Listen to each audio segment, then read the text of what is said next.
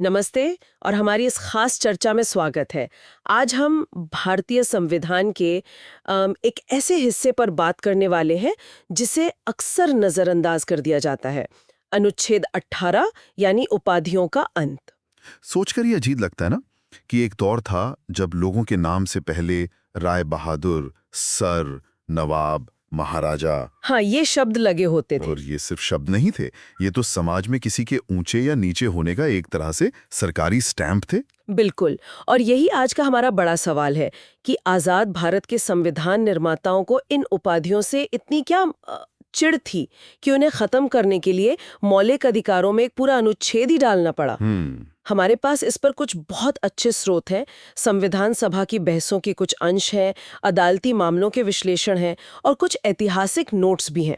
तो चलिए इस कहानी की परतों को खोलते हैं। बिल्कुल, आज हमारी कोशिश यही रहेगी समझने की कि एक लोकतंत्र में बराबरी के लिए ये उपाधियां हटाना इतना जरूरी क्यों था और कौन से सम्मान आज भी दिए जा सकते हैं। और वो भारत रत्न वाला मामला तो है ही। हाँ, कैसे उसने इस कानून की सबसे बड़ी परीक्षा ली।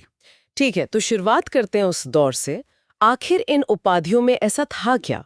मतलब ऊपर ऊपर से तो ये सम्मान की बात लगती है, किसी को सर या राय बहादुर कहना, इसमें गलत क्या था? देखिए, इसमें सम्मान से कहीं ज्यादा सियासत थी। ये सिर्फ इनाम नहीं थे, ये एक बहुत बहुत चालाक रणनीति थी। अच्छा। अंग्रेजों ने एक ऐसा देसी अभिजात्य वर्ग तैयार किया जो अंग्रेजों से भी ज्यादा अंग्रेजियत दिखाता था।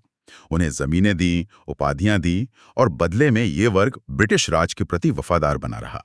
मतलब ये उपाधियां भारतीयों को भारतीयों के खिलाफ खड़ा करने का एक जरिया थी। बिल्कुल। ये तो बहुत दिलचस्प बात है। हमारे स्रोतों में भी इसका जिक्र मिलता है। ब्रिटिश वाइसरॉय आर्चिबाल्ड वेवल तो सत्ता सौंपने के बाद भी इन उपाधियों को बनाए रखना चाहते थे। हाँ, उनका मानना था कि ये प्रशासन के हाथों में एक उपयोगी उपकरण है। मतलब वो इस सिस्टम को छोड़ना ही नहीं चाहते थे। बिल्कुल नहीं, क्योंकि ये उपाधियां अक्सर उन लोगों को दी जाती थीं जिन्होंने नेशनलिस्ट मतलब राष्ट्रवादी आंदोलनों को दबाने में अंग्रेजों की मदद की थी। ओहो। इसीलिए आजादी के दीवानों के लिए ये सम्मान नहीं बल्कि गुलामी और अपमान के प्रतीक बन गए थे। रविंद्रनाथ टैगोर का किस्सा तो हम सब जानते हैं। हाँ, जलियांवाला बाग हत्याकांड के बाद उन्होंने अपनी नाइटहुड की उपाधि लौटा दी थी। उन्होंने कहा था कि ये अपमान के बिल्ले हैं, बैजेस ऑफ डिसऑनर, जो भारतीयों के माथे पर लगे शर्म के दाग को और गहरा करते हैं। यानी संविधान बनाने वाले सिर्फ एक कानून नहीं बदल रहे थे, वो तो एक पूरी सामंती और औपनिवेशिक मानसिकता को जड़ से उखाड़ फेंकना चाहते थे। बिल्कुल, एक ऐसा देश बनाना चाहते थे जहां किसी की पहचान उसके काम से हो, उसके खानदान से नहीं। और इसीलिए अनुच्छेद 18 को मौलिक अधिकारों का हिस्सा बनाया गया। एकदम सही। ये सीधे सीधे अनुच्छेद 14 यानी कानून के सामने बराबरी के सिद्धांत को ताकत देता है। मकसद साफ था, एक ऐसी सामाजिक व्यवस्था बनाना जहां जन्म या वफादारी के आधार पर कोई किसी से बड़ा या छोटा ना हो। ये तो हुई सोच की बात। अब अगर हम असल कानून को देखें तो संविधान के पन्नों पर ये शब्द कैसे लिखे गए हैं? क्या ये बिल्कुल साफ साफ है? इसके प्रावधान बहुत सीधे और स्पष्ट हैं और यही बात इसे और मजबूत बनाती है। अनुच्छेद 18(1) कहता है कि राज्य सेना या शिक्षा से जुड़ी उपाधियों के अलावा कोई और उपाधि प्रदान नहीं करेगा। बस एक लाइन में खत्म। एक ही लाइन में महाराजा, नवाब, राय बहादुर जैसी तमाम वंशानुगत और सामंती उपाधियों पर रोक लग गई। ये तो हुई देश के अंदर की बात, लेकिन क्या संविधान बनाने वालों ने इस पर भी सोचा था कि अगर कोई भारतीय नागरिक किसी दूसरे देश से कोई सम्मान या उपाधि लेना चाहे तो उसका क्या होगा? हाँ, इस पर भी सोचा गया था। अनुच्छेद 18(2) साफ कहता है कि भारत का कोई भी नागरिक किसी विदेशी राज्य से कोई उपाधि स्वीकार नहीं करेगा। अच्छा। ये प्रावधान राष्ट्रीय स्वाभिमान और बाहरी प्रभाव को रोकने के लिए बनाया गया था, ताकि कोई भी भारत के नागरिक किसी दूसरे देश के प्रति वफादारी दिखाने के लिए ललचाए नहीं। लेकिन यहाँ एक पेच है। कानून कहता है कि राज्य कोई उपाधि नहीं देगा सिवाय सेना और शिक्षा के। इसका मतलब तो ये हुआ कि किसी भी तरह की उपलब्धि को पहचानना पूरी तरह से बंद नहीं किया गया है। नहीं, और यहीं पर संविधान की खूबसूरती दिखती है। संविधान निर्माताओं ने दो तरह के सम्मानों को छूट दी। पहला, सैन्य सम्मान, जैसे परमवीर चक्र। बिल्कुल, परमवीर चक्र, महावीर चक्र, ये वीरता का सम्मान है, ये किसी को समाज में विशेष दर्जा नहीं देते। ठीक है। और दूसरा, शैक्षणिक सम्मान, जैसे डॉक्टर या पीएचडी की डिग्री, ये आपकी अकादमिक काबिलियत का सबूत है। और इन दोनों में जो खास बात है वो ये कि ये योग्यता पर आधारित है। एग्जैक्टली। कोई अपने पिता से परमवीर चक्र या पीएचडी की डिग्री विरासत में तो नहीं ले सकता। ये आपकी व्यक्तिगत उपलब्धि है। ठीक है, और यही बात लोकतंत्र की असल भावना से मेल खाती है। सम्मान व्यक्ति का हो, उसके पद या परिवार का नहीं। ये तो काफी सीधा साधा लगता है। उपाधियां बंद, लेकिन योग्यता का सम्मान जारी रहेगा। हाँ, पर फिर 1954 में सरकार ने भारत रत्न, पद्म विभूषण, पद्म भूषण और पद्मश्री जैसे राष्ट्रीय पुरस्कार शुरू कर दिए। ये तो सीधे सीधे अनुच्छेद 18 से टकराने जैसा था। क्या लोगों ने सवाल नहीं उठाए कि ये तो बस पुराने राय बहादुर का नया नाम है? सवाल उठे, और जोर शोर से उठे। अच्छा। यही इस अनुच्छेद की सबसे बड़ी और पहली, आप कह सकते हैं, अग्नि परीक्षा थी। ये बहस एक बड़े कानूनी विवाद में बदल गई और मामला सुप्रीम कोर्ट तक पहुंच गया। और केस का नाम था बालाजी राघवन बनाम भारत संघ। हाँ। सवाल एक ही था, क्या ये राष्ट्रीय पुरस्कार अनुच्छेद 18 के तहत उपाधि हैं? और कोर्ट ने इस पे क्या कहा? ये तो बहुत मुश्किल फैसला रहा होगा। बहुत। कोर्ट ने एक बहुत ही गहरा और संतुलित फैसला दिया। उन्होंने साफ कहा कि भारत रत्न और पद्म पुरस्कार अनुच्छेद 18 के अर्थ में उपाधि नहीं है। अच्छा, तो उपाधि नहीं है? नहीं है।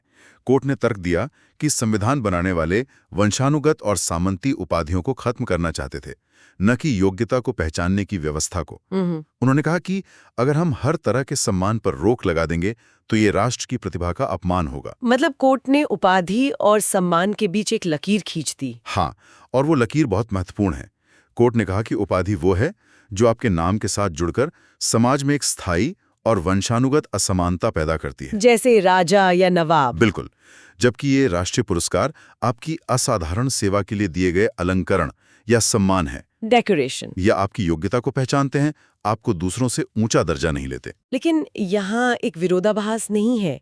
एक तरफ हम कहते हैं कि हम योग्यता को सम्मान देंगे, लेकिन दूसरी तरफ हम उस सम्मान को नाम के साथ इस्तेमाल करने से भी रोक रहे हैं। क्या ये सम्मान को थोड़ा कमजोर नहीं कर देता? आपका सवाल बिल्कुल जायज है, और कोर्ट ने इसी का जवाब दिया। उन्होंने एक बहुत महत्वपूर्ण चेतावनी दी। क्या? कोर्ट ने कहा कि इन पुरस्कारों को नाम के आगे या पीछे, यानी प्रीफिक्स या सफिक्स की तरह इस्तेमाल नहीं किया जा सकता। अगर कोई ऐसा करता है तो ये पुरस्कार का दुरुपयोग होगा और अनुच्छेद 18 की समानता की भावना के खिलाफ होगा। अच्छा, तो मतलब कोई अपने विजिटिंग कार्ड पर भारत रत्न सचिन तेंदुलकर नहीं लिख सकता? नहीं। लेकिन सचिन तेंदुलकर भारत रत्न से सम्मानित लिख सकता है। बिल्कुल यही। ये एक बहुत बारीक लेकिन जरूरी अंतर है। सम्मान आपकी उपलब्धि का है, वो आपके नाम का हिस्सा बनकर आपकी सामाजिक हैसियत नहीं बन सकता। हमारे स्रोतों में बालाजी राघवन मामले की सुनवाई का एक दिलचस्प किस्सा भी है। हाँ, जजों के बीच इस बात पर बहस हुई कि क्या पद्मश्री जैसा सम्मान किसी को डॉक्टर या प्रोफेसर से ज्यादा विशेष महसूस कराता है। ये दिखाता है कि वे इस संतुलन को लेकर कितने चिंतित थे। और ऐसा ही एक मामला वकीलों के सीनियर एडवोकेट पदनाम को लेकर भी उठाता है ना? हाँ, इंदिरा जयसिंह बनाम सुप्रीम कोर्ट मामले में यही सवाल था।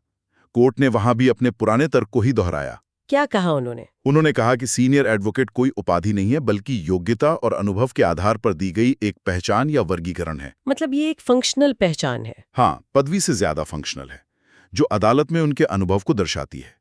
ये किसी भी तरह की सामाजिक असमानता पैदा नहीं करती। तो अगर हम भारत से बाहर देखें तो दूसरे बड़े लोकतंत्रों में क्या व्यवस्था है? क्या वे भी उपाधियों को लेकर इतने ही सख्त हैं? ज्यादातर मजबूत लोकतंत्रों में आपको यही मॉडल मिलेगा।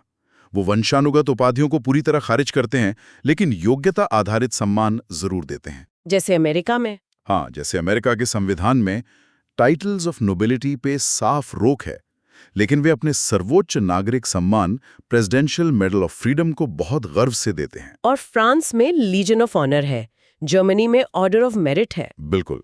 ये दिखाता है कि किसी की असाधारण सेवा को पहचानने के लिए आपको एक अभिजात्य वर्ग बनाने की जरूरत नहीं है। इस लिहाज से भारत का अनुच्छेद 18 लोकतांत्रिक समानता और योग्यता के सम्मान के बीच संतुलन का एक बेहतरीन उदाहरण है। ये सब तो ठीक है, लेकिन चलिए आज की बात करते हैं।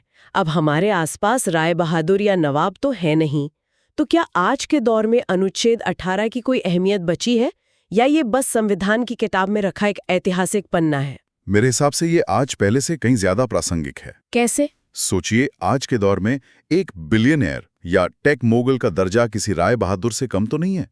ये उपाधियां राज्य नहीं देता, लेकिन बाजार और मीडिया देता है।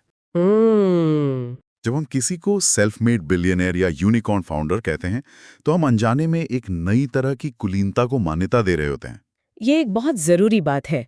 मतलब ये कानून सुनिश्चित करता है कि कम से कम राज्य द्वारा दी जाने वाली आधिकारिक मान्यता योग्यता पर आधारित हो। हाँ, ना कि विरासत में मिली या खरीदी गई हैसियत पर।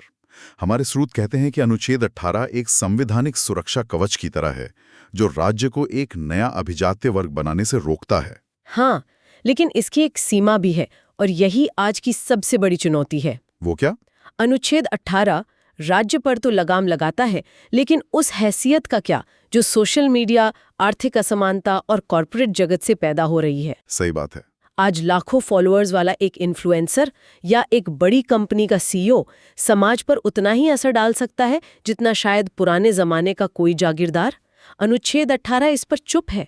तो आज हमने ब्रिटिश राज के बांटने वाली उपाधियों से लेकर संविधान की रोक, राष्ट्रीय पुरस्कारों पर हुई कानूनी बहस और आज के इस डिजिटल युग में इसकी अहमियत तक का एक लंबा सफर तय किया। और इसका सार यही है कि समाज में चाहे कितनी भी तरह की ऊंच नीच हो, राज्य अपनी मुहर लगाकर किसी को दूसरों से ऊंचा नहीं बनाएगा। योग्यता का सम्मान होगा, लेकिन किसी को विशेष दर्जा नहीं दिया जाएगा। एक गणराज्य में नागरिक होना ही सबसे बड़ा सम्मान है। हमारे स्रोतों में अनुच्छेद 18 को एक शांत लेकिन जीवित संवैधानिक सफलता कहा गया है। पर एक विचार मन में अटक जाता है। बताइए। ये कानून राज्य को पदानुक्रम बनाने से रोकता है, जो कि बहुत अच्छी बात है। पर आज प्रभाव और हैसियत के जो नए रूप उभर रहे हैं, जो दौलत से, सोशल मीडिया फॉलोइंग से या कॉर्पोरेट ताकत से आते हैं, ना कि राज्य से, क्या वे अनुच्छेद 18 की भावना के लिए एक नई चुनौती नहीं है? कानून तो राज्य को नियंत्रित करता है, पर समाज में पनप रही इस नई गैर सरकारी सामंतशाही को कौन नियंत्रित करेगा? ये सोचने वाली बात है।